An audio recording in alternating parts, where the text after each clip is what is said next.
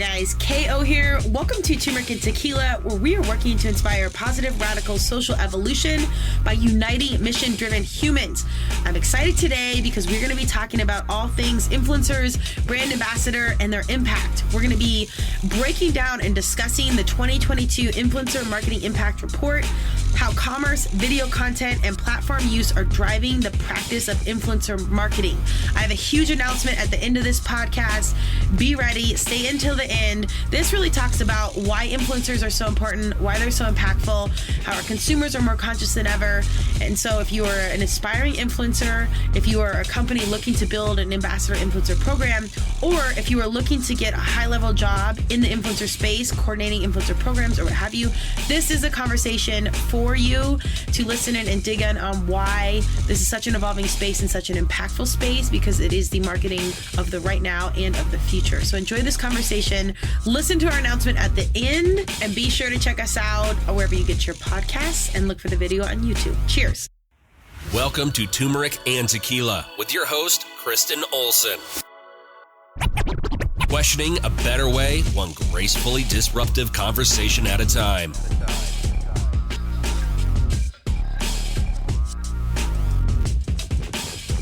Welcome to Turmeric and Tequila. I'm excited to be here today with you. We've got an exciting conversation. You know, I am passionate about marketing and branding and influencers, aka ambassadors. And I have some exciting data to share about where influencer marketing was, where it's going, how impactful influencers are.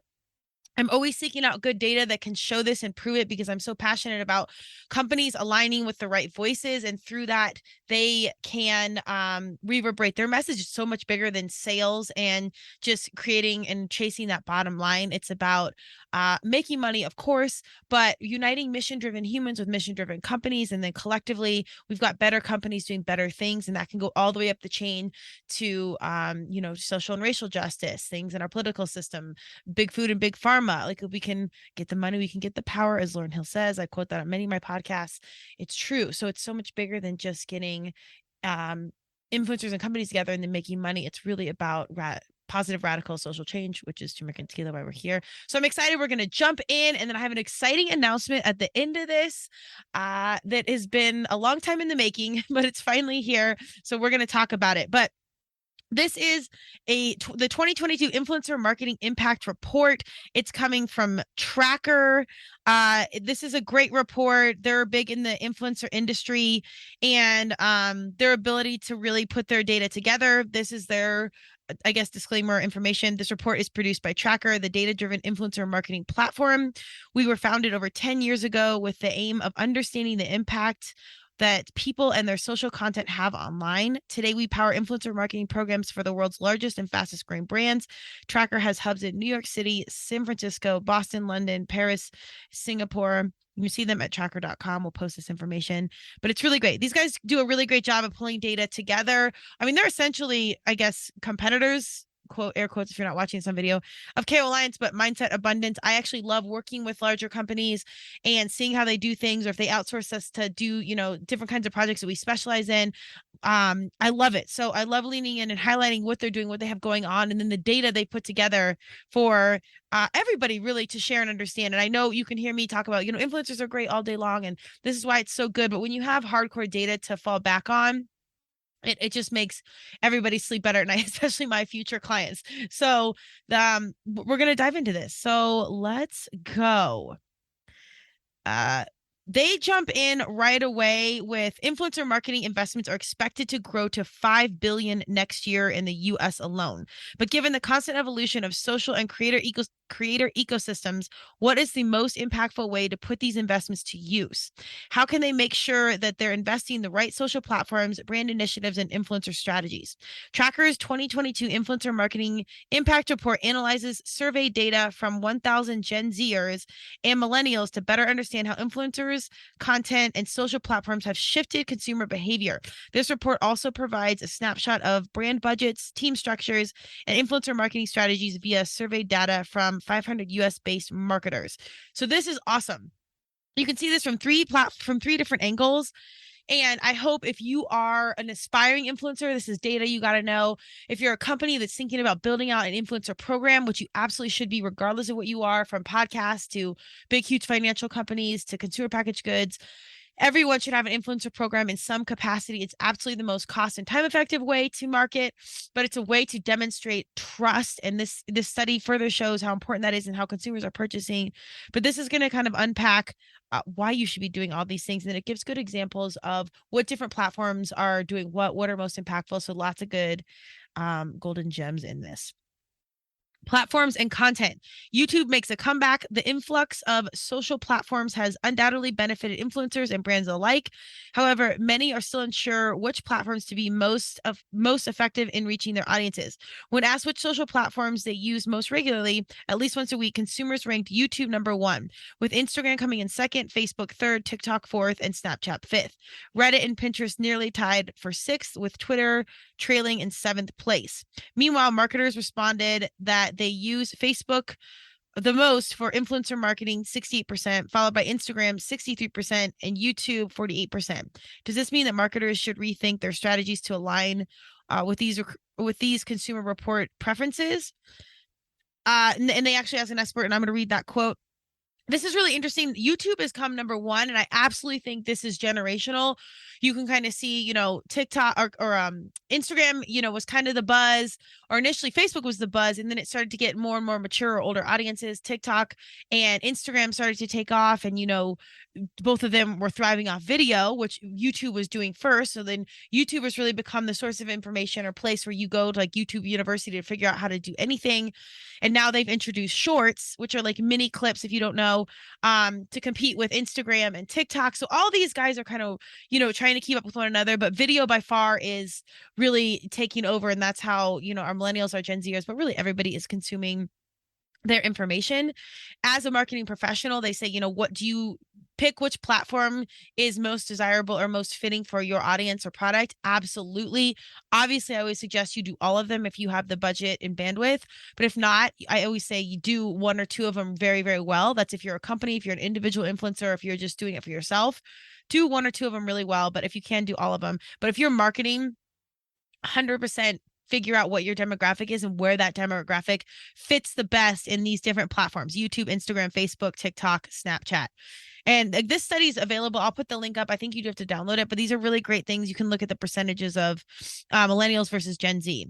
And Erin Kelly, the director of integrated communications and influencer engagement at Shiseido, I might not be saying that correctly, she says the difficult yet exciting part about social media influencer marketing is that the environment is always changing. To stay agile, our team analyzes multiple layers of data so we can identify what's working with what to experiment with.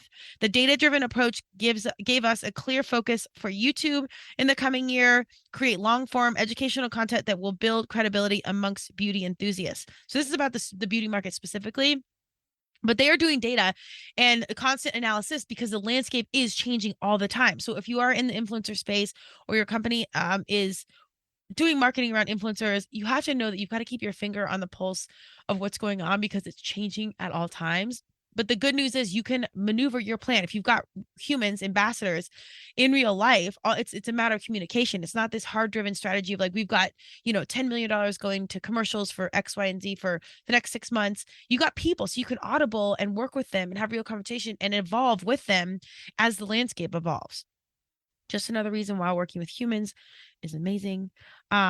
This goes on. Video takes over as top content, talking about video more. The popularity of YouTube might be due to a larger shift in the way that consumers engage with content. A few years ago, highly polished Instagram photos were seen as engaging. Now, 45% of all consumers say that short videos are the most engaging content type. Furthermore, options about other content types vary between Gen Zers and millennials. For example, Gen Zers gravitate more towards long video and live streaming, where stagnant photos and written photos draw more millennials. We are seeing this consumer shift towards video content in social data too, says Evie Lyons, Chief Marketing Officer at Traackr.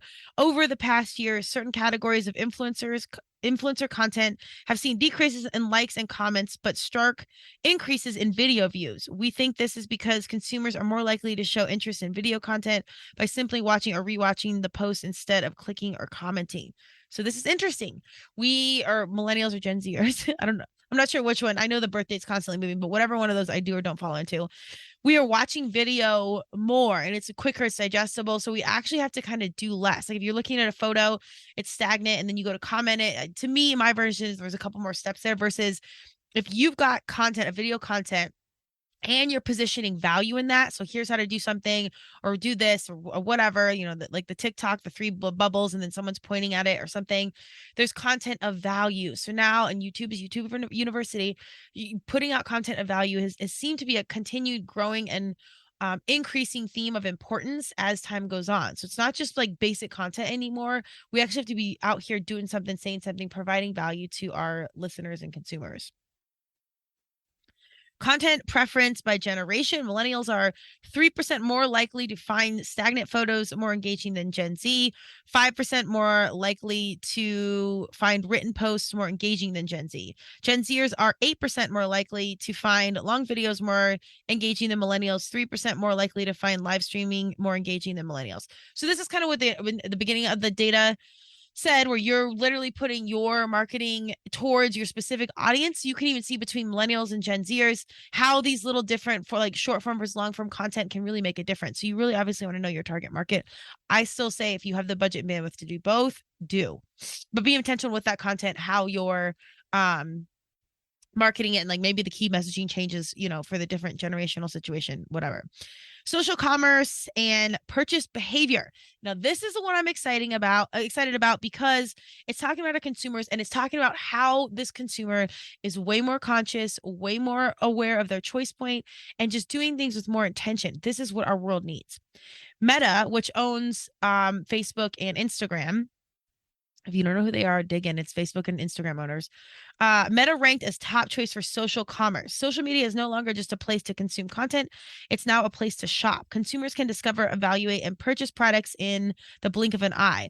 And while browsing social feeds, in fact, just over half, 51% of consumers said that they would follow a brand's social media profiles for product recommendations and deals, while only 39% said they would want community and educational content. So this is literally showing us that more than half of the people and the consumers out there are following because these are brands that they actually like. It's not just educational, fun, entertaining content. These are brands they support.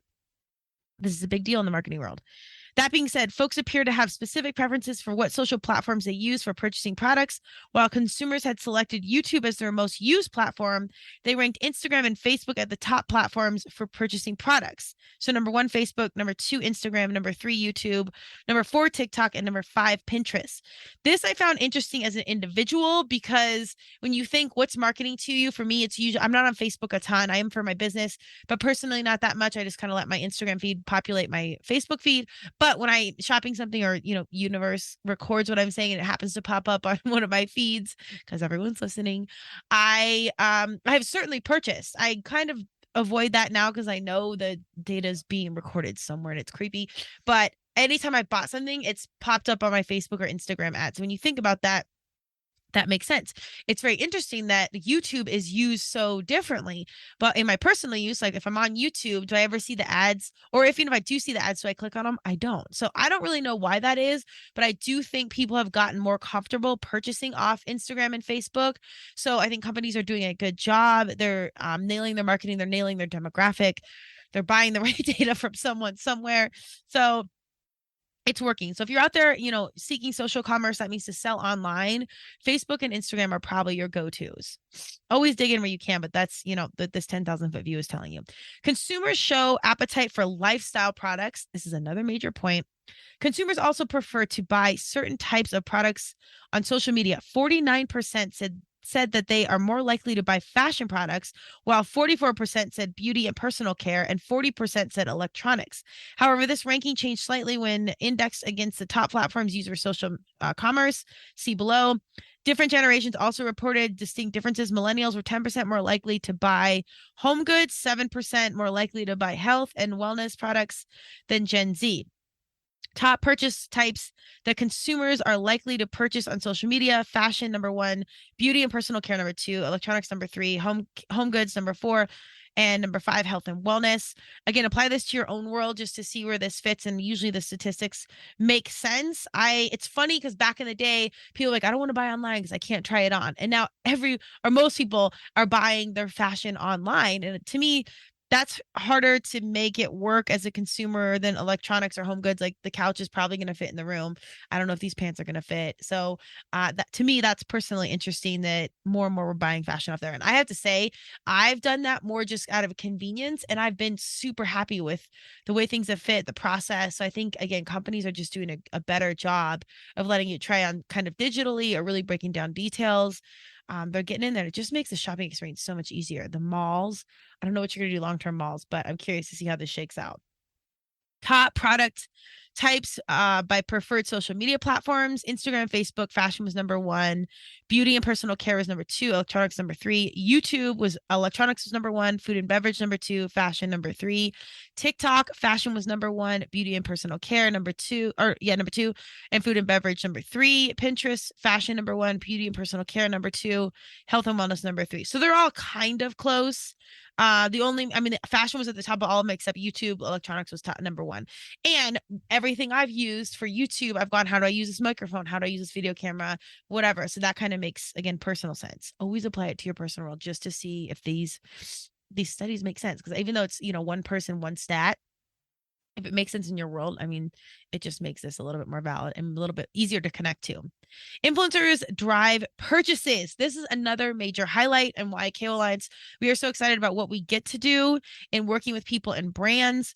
Consumers are ready to purchase products on social platforms, but what helps convince them? Our survey found that 70% of consumers factor influencers into their purchase decisions, with 59% stating that they look to influencers for product recommendations.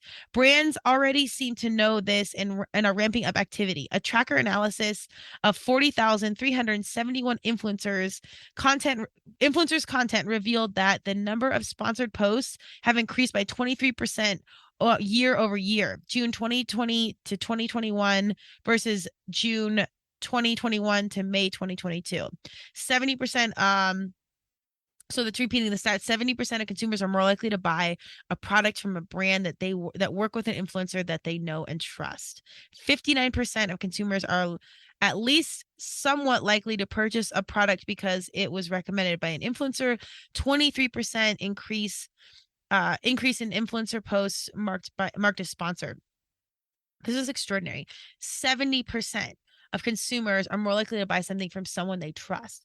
So the deeper conversation is, how do we then, as a company or as an influencer, be that person of trust? And this is going to lead into our announcement at the end.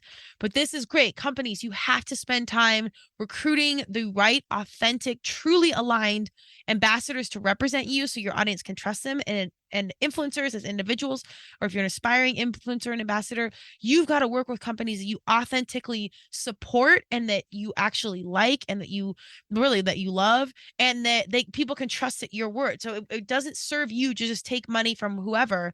It's got to be something that you know, like, and trust, because the audience is going to see through it. And the last thing you want to do is bring the wrong stuff to your audience where it doesn't seem authentic, and then you dilute your own personal brand. So everybody loses when we're not going the authenticity route.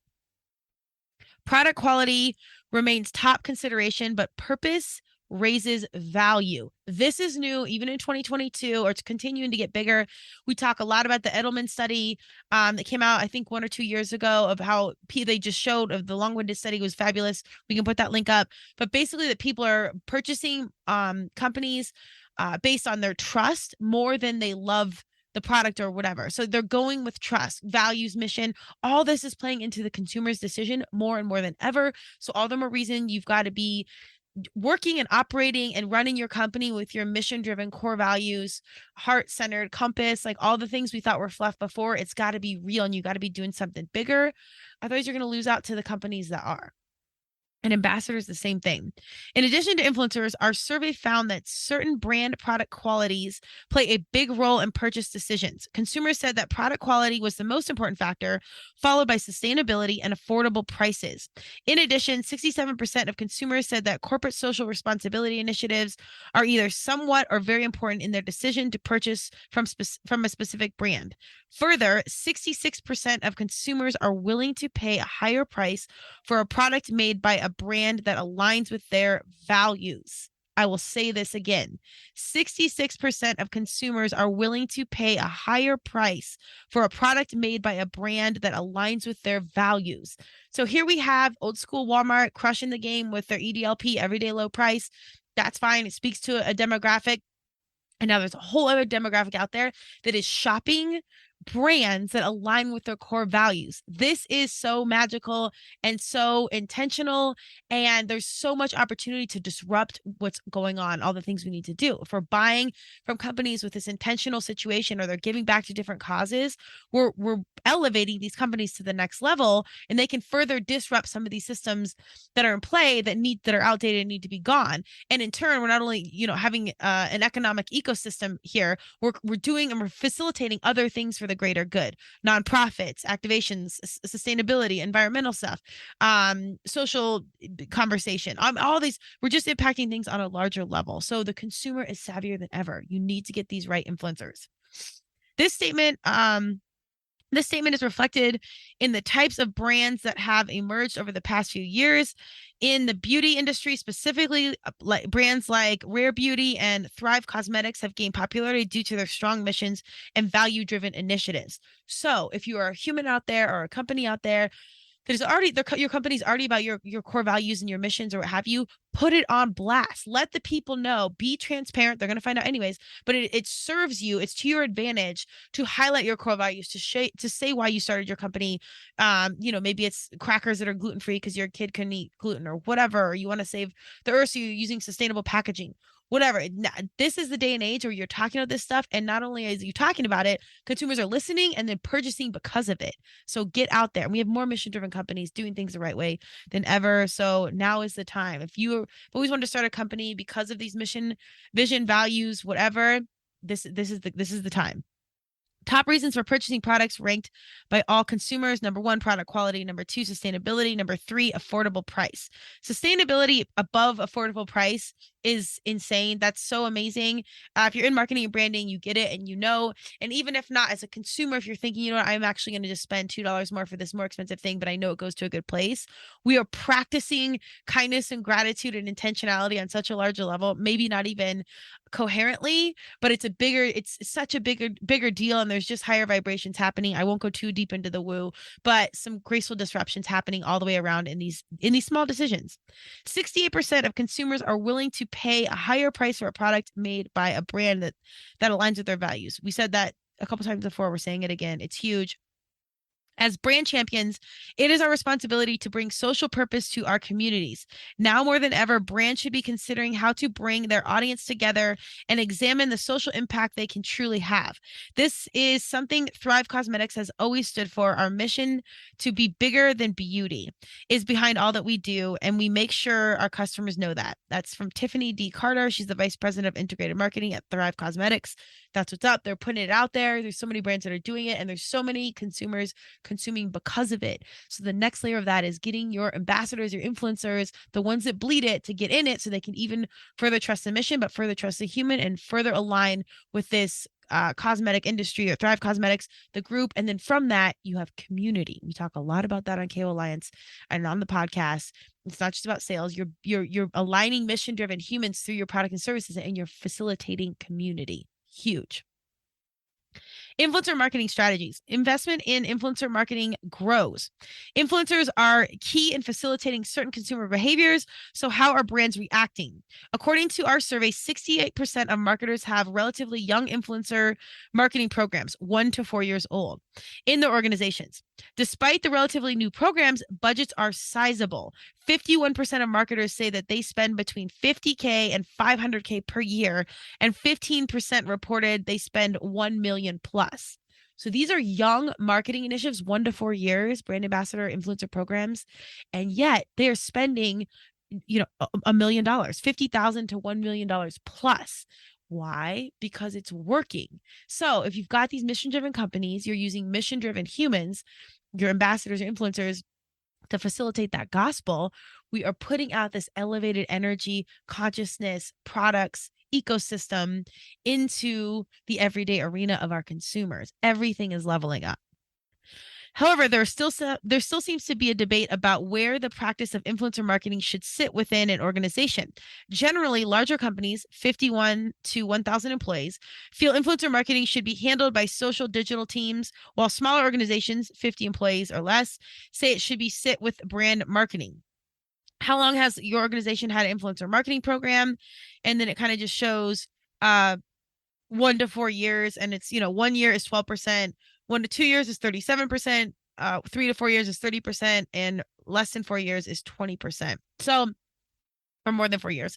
So again, these are all brand new, but it's working. So this is, even though we've been talking about influencers forever and influencer marketing and blah, blah, blah, it's all changing. The influencers are getting smarter. They're handling like a business. The business are getting smarter on how to work with influencers. They're handling like more, better as a business within a business. And everything is just getting better and elevating. So even though it's been a conversation we've been talking about, it's really just becoming formalized and more impactful than it ever has been right now. So you need to be getting an influencer program if you're a business.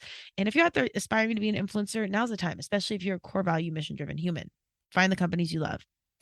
How much do you spend on influencer programs? This just breaks down that same chart. 19% said 50K or less, 25% said 50 to 200K, 25% 200 to 500K, 15% 500K to 1 million, 10% 1 to 5 million, and then 5% 5 million or more. So these are massive companies, but even for a large company, $5 million for an influencer program is pretty darn solid.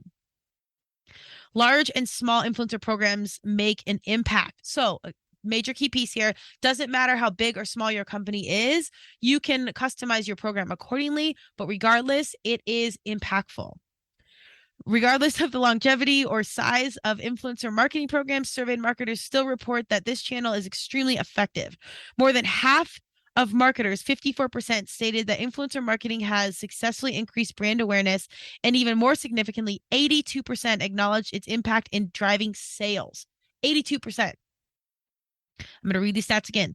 54% of marketers strongly agree that influencer marketing has successfully increased brand awareness.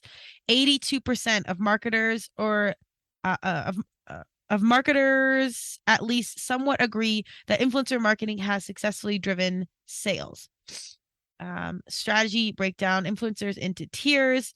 They talk about, well, this is like the different levels of influencers, like smaller, 1,000 followers or less, up to, millions of followers. It says, surprisingly, marketers from brands of all sizes, even small brands with limited budgets, still see VIP, celebrity, and top influencers as the most important tiers. Influencers with large audiences have often been earmarked as having the ability to generate awareness from a single post. However, while survey respondents favored big influencers, Traackr data shows that nano or micro influencers that post sponsored content see efficient results.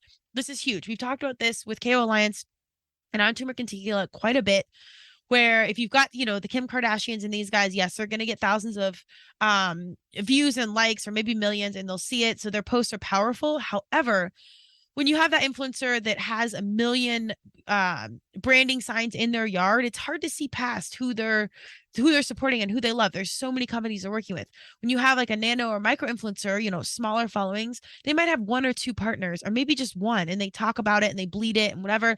And their audience really, really trusts them. You might see more return ROI from that smaller influencer than the big one, because the big one, like, they might just be fans or celebrities. That doesn't necessarily mean they're going to buy your $7 protein shake. If you've got this local fitness influencer where they've got, 1,000 followers and 250 of them avidly follow them and watch what they do and take their word to heart, they might buy, 500 protein shakes. So it's not always about the size of the following.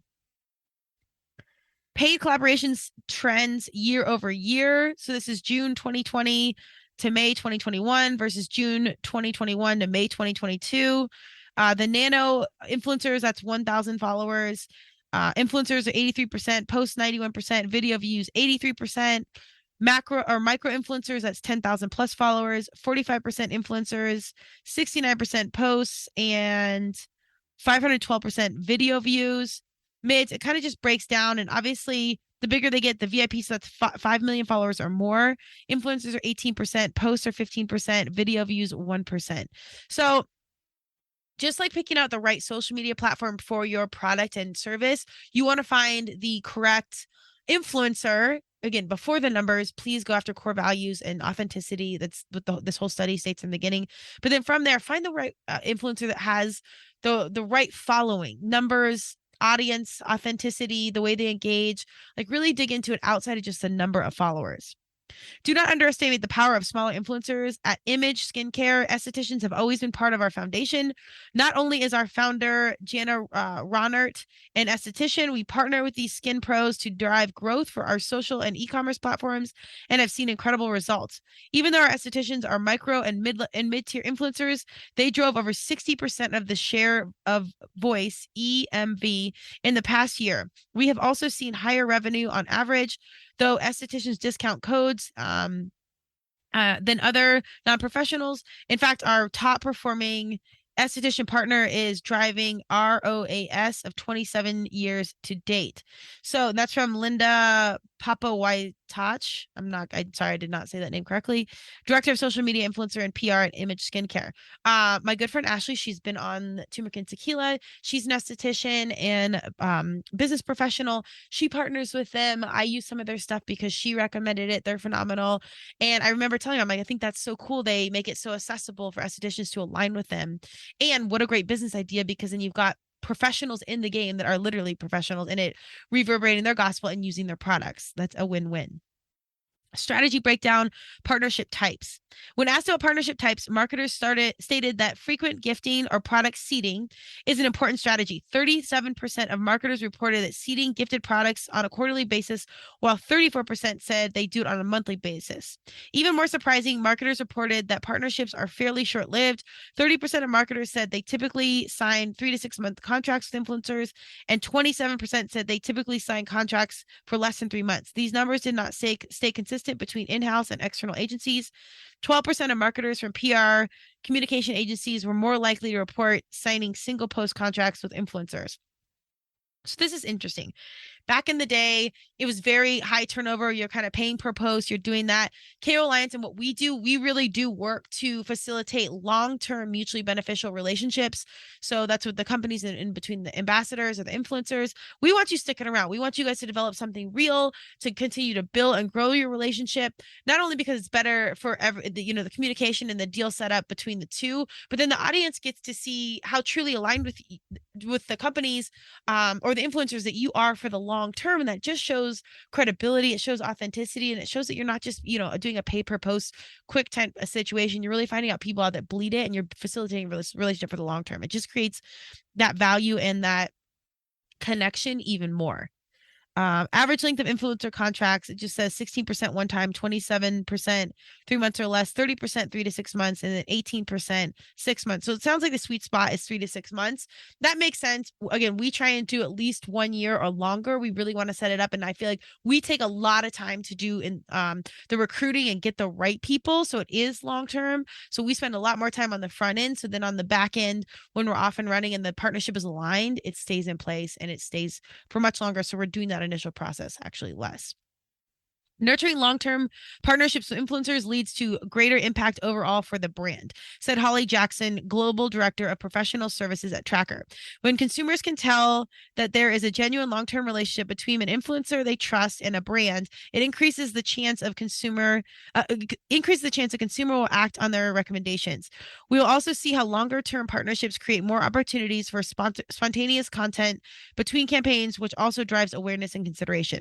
So she said it more eloquently than I did, but the longer you are together, the more value it shows in the partnership. Strategy breakdown management.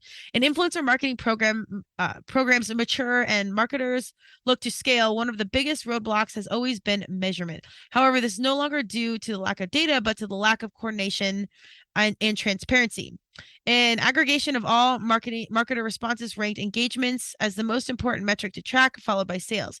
However, these rankings differ depending on respondents' role and levels of expertise. The number one metric to track is sales, according to marketing executives, engagements, according to communication executives, mid-level marketers, entry-level communication. This has always been a challenge for us at KO Alliance because we know it works. We see it. I mean, even when you're watching a commercial, you're not in someone's house seeing who actually watched the commercial and then went and bought that burger because they saw the commercial on TV. There's like Nielsen SoundScan ratings that they can tell you. But the reality is, influencer marketing, I feel like they're the most critical on, and it makes sense because you need to show where there's ROI. You have to show what's working, but it's still pretty hard. And sales, that's always the bottom line. But that doesn't mean, sales aren't are everything. So if you've got a product and you sold X amount of units, but the brand awareness was huge. You had 6 huge events. You've got 7 influencers that are talking about it, and the sales just haven't fully kicked on yet. That awareness is still worthy. It's still valuable. That is traditional marketing. It's just like a TV commercial or anything else. Influencer marketing is the same thing. Influencer marketing people just want to put more of a pin on why are we doing this? What does it make sense? Well, I mean, how many people drive past a banner and then or a billboard and you can go like, oh, well, they saw that billboard, so they went to the store and they bought that protein shake. No, you can't tell that. But is it out there working? Yes. So even if I don't have a calculator, a tracker, or someone, tracking that ROI, we know it's working. I'm still here for trackers and KPIs and ROI. And yes, I'm here for it. But I think when you're looking at the metrics, you've got to look at sales engagement, all this other side stuff, to see if this campaign is really worthwhile. And 9 times out of 10, if you've done it correctly, it is. You just can't see all the measurables. You also have to let some time play out so you can see these measurables play out. Performance metrics are great, but they don't give you a concrete understanding of how to improve. This is why it's critical for marketers to also leverage cost equivalency and spend efficiency metrics. Spend efficiency, cost per post, cost per video, etc., will give you a clear video of where your dollars go and how to optimize spending. Cost equivalency can give you an overview of performance while also providing a breakdown of the levers that are leading to success. Going beyond traditional performance KPIs is what will actually help brands arrive at a smarter strategy. This is Holly Jackson, Global Director of Professional Services at Traackr. It's really just saying, take the 10,000 foot view, see all of it. It's just like in sports and teams, you got your stats, you got your goals, blocks, whatever, but can you measure hustle and heart and leadership? No. Are they important? Absolutely. So pull back and make sure you can see all the things of what makes your influencer program successful, impactful, and worthwhile. Conclusion, it's clear that influencer marketing is an effective yet consistently evolving channel for reaching consumers. As consumer behaviors on social media shift, so should influencer marketing strategies. With platform and content format proliferation, it's unlikely that one platform will ever rule them all. We now live in a world where consumers are using multiple platforms on a daily basis, not to mention each generation has differentiated preferences for social media consumption. As marketers continue to grow their partnerships with influencers and increase their investments in paid collaborations, it's essential to maintain test, learn, scale mentality. Keep an open mind, experiment with new tactics, measure progress, and double down as you find success. Methodology. This report was created by Traackr, the systems of record for data-driven influencer marketing. You can learn more at traackr.com and find out 2 surveys were conducted for this report using the online survey platform Pollfish. The sample of 500 individuals in the United States was surveyed between May 9th, 2022 and May 10th, 2022. The margin of error is 4.38%. No additional weightlifting is done to initiate sample. The samples of 1,000 individuals in the United States were surveyed between the same dates. This is all good. You can kind of see it. Here's my thing with any sort of study. You can take it as a grain of salt, but if you can see a few studies that are kind of saying the same thing, this study, the Edelman study, there was another one I had on here, influencer marketing, how it works and why it's so effective. This was August 25th, 2022, audience intelligence, guest blog, influencer identification and attribution. This was done by statsocial.com. read them all, dig into it, Google this, fact check everything, and you will see no matter what the stats are, the actual numbers are, influencer marketing is very, very important, very, very impactful. And the through line is that people actually do trust people. Just like in business, we want to work with people we know, like, and trust. Those are the ambassadors that you need to hire if you've got any sort of company of service or mission or agenda. And that's the kind of ambassador influencer you need to be if you want to be a professional ambassador influencer, someone that they can know, like, and trust and align with. And if you find the right companies, you're bleeding something that you love anyways, everybody is winning. So what is the point of me telling all this and getting so hyped about this? Well, one, I know it works, and this is why I love, and I'm so appreciative that I get to do what I get to do with KO Alliance. But more importantly, when I started CRS Lacrosse, Colorado Rising Stars Lacrosse, way back in the day out of college, I noticed immediately, I didn't even really understand diversity and inclusion or strategic partnerships or anything. Lacrosse changed my life. And I was so passionate about making it accessible to everyone because it brought the best friends in my world. It brought me business opportunity, took me all over the world for traveling and seeing different cultures. So much opportunity, but it was hard to get into, and it was traditionally just rich white kids playing lacrosse. So when I started it, we just did stuff, all of our camps, tournaments, and team sales for free, and we navigated these partnerships. It was about accessibility. So that's a whole podcast, but fast forward, I really do want these brand ambassadors and marketing programs accessible. So we are officially launching our first KO Alliance course, and it's about the how, what, and why of influencers. If you're an influencer in the game and you want to level up, you want to understand the influencer business and what contracts look like and everything else, it's all in there. If you're a business and you want to start an influencer program, brand ambassador program, the how, the why, talking about core values, mission-driven humans, how to recruit, everything is in there. And if you're an aspiring company to that wants to just be an influencer program specifically, or someone that wants to work within the industry, you should download this course, because then you'll know if you want to get, there's thousands of jobs right now on LinkedIn that are specific around brand ambassadors and influencers, managing talent, whatever. You can download this course, come ready and equipped to go take one of those jobs with all the forms, all the contracts, all the how-tos, all the baseline core value driven agenda around how to put together this course. It's all in there. I'm going to make it available. It's going to be half price come this Black Friday, right after Thanksgiving. So if you're listening to this after that, the price will go up, but it's the point is accessibility. And it's literally my 20 years of work put into like an hour, and I think it's an hour and a half, 2 hours of a course with everything there, the how to, all the forms, sample contracts. It's literally basically 20 years of work compiled into this course, so you can do all this stuff yourself, become an influencer or level up in your influencer game, build an ambassador or influencer program for your company, or take the course so you can learn ambassadors and influencers and then get a larger job at a company that's specifically hiring for brand ambassador influencers. So that's going to be out. That's our big announcement. I'm super excited about it.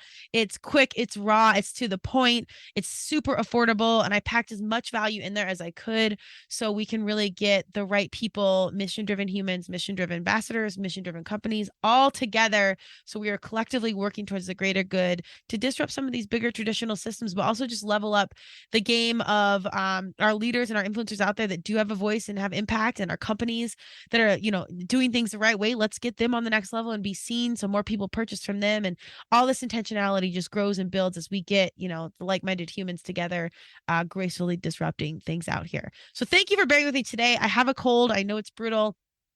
I'm sorry about that. It's going around, but I did not want to show up today. I wanted to get this out here. Check out our course. All feedback is welcome. These courses are going to continue to come out. We're going to continue to evolve as the landscape evolves around brand ambassadors and influencers. So stick with us. But I appreciate you. Have a wonderful holiday or whatever your next day is if you're not listening to this during the holiday season. Go get yourself some ambassadors, or recognize the responsibility that you probably are an ambassador influencer right now. And we're out here to gracefully disrupt. So let's do it. Have a great day. I'll see you soon. Cheers. Thank you for joining Turmeric and Tequila with your host, Kristen Olson. Tune in next time, and don't forget to subscribe on Apple, Google Podcasts, Spotify, or wherever you listen.